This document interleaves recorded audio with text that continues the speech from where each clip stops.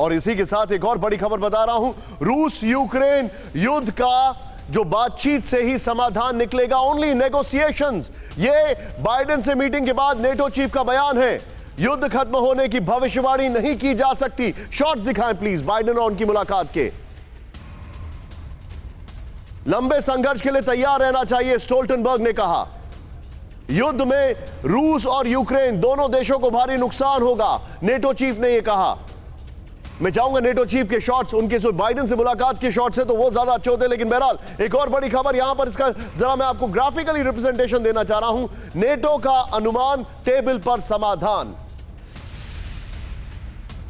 और NATO chief general Jens Stoltenberg ने कहा है कि बातचीत से ही निकलेगा रूस यूक्रेन युद्ध का समाधान। नेगोशिएशन ही इसका रास्ता है। बाइडेन, कमला हैरिस, एनएसए, जैक सुलिवन से यूक्रेन युद्ध पर विस्तार से हुई है बातचीत। उन्होंने यह भी कहा अमेरिकी सपोर्ट युद्ध में रोजाना डिफेंस पैदा कर रही है, यह उनका कहना है। पुतिन ने नेटो विस्तार रोकने के लिए युद्ध छेड़ा, लेकिन विस्तार हो रहा है, यह भी उन्होंने कहा है। युद्ध का पूर्वानुमान मुश्किल है, हमें लंबे वक्त की तैयारी करनी चाहिए। यूक्रेन अपनी रक्षा की बड़ी कीमत चुका रहा है, लेकिन रूस को भारी नुकसान, यह उन्होंने कहा। मैं चाहूंगा सीधे इस ग्राफिक्स के साथ सीधे चले। जनरल चतुर्वेदी मेरे साथ मौजूद है। सर, नेटो चीफ को भी पता है कि सॉल्यूशन सिर्फ नेगोशिएशन है।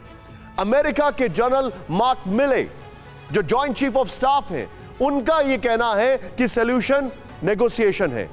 तो फिर यह हथियार दे देकर नेगोशिएशन क्यों कंटेन कर रहे हैं?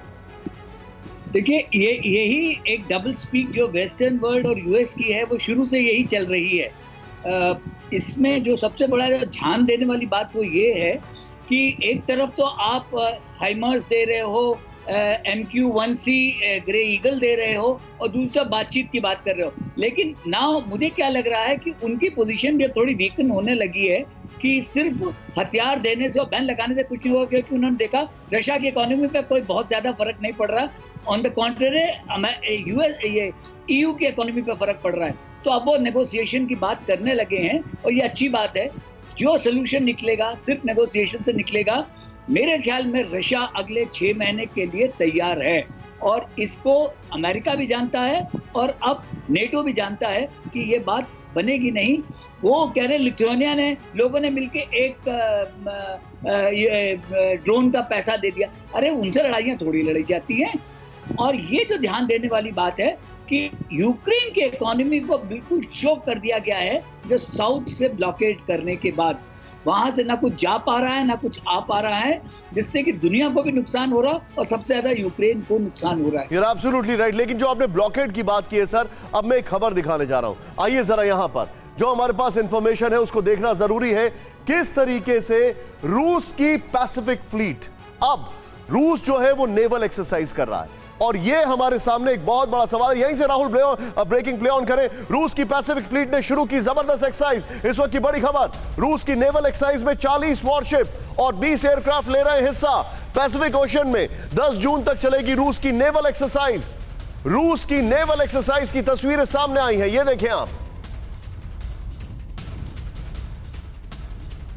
और यह सबसे बड़ी बात है, रूस जो नेवल एक्सरसाइज कर रहा है। मैं चाहूंगा PIP में प्लीज अभिषेक उपाध्याय को ले, और अभिषेक के पास मैं आऊंगा। अभिषेक, रशिया की नेवल एक्सरसाइज और जो अभी तक बात बोल रहे थे जो लोग, बहुत आई एम सॉरी बट आज मैं थोड़ा सा, ऐसा नहीं है कि रशिया की साइड ले रहा हूं, जो लोग ढोल पीट रहे थे कि मॉस्को मार दिया, मॉस्को मार दिया। 40 वॉरशिप है इस एक्सरसाइज में, उनके पास बहुत असला है। बिल्कुल। और देखिए निशांत, यहाँ ध्यान देने वाली बात यह है कि अब ये जो रीइंफोर्समेंट आ रहा है रशिया की ओर से, इसका कोई मैच नहीं है। अब यूक्रेन की आलम ये हो गया है कि यूक्रेन इस समय जा रहा है उन तमाम देशों के पास जो शुरू में कमिटमेंट कर चुके थे, और अब वो पीछे हट रहे हैं। अब वो हथियार दे ही नहीं पा रहे हैं जिसका उन्होंने वादा कर लिया था। और रूस की ओर से एक के बाद दूसरा रीइंफोर्समेंट देख रहे हैं। हम साउथ में देख रहे हैं, आपने जो उनकी बात की, ये ब्लैक सी में हो रहा है, और हम सी ऑफ एजोव में देख रहे हैं, हम नॉर्थ में देख रहे हैं कि वहां किस तरह से ट्रूप का मूवमेंट हो रहा है। तो अब जितने प्रेशर पॉइंट हैं कीव के, यूक्रेन के, उन सारे प्रेशर पॉइंट पे रसिया काबिज दिखाई पड़ रहा है। प्रेशर पॉइंट पे 20% का ग्राउंड, और बाकी नॉर्थ से लेकर के साउथ तक के प्रेशर पॉइंट, और यूक्रेन के पास इससे बचाव के लिए कहीं से कोई मदद नहीं मिल पा रही है। ये जमीनी सच्चाई है। परवाह देश की। सोमवार से शुक्रवार रात 10 बजे TV9 भारतवर्ष पर।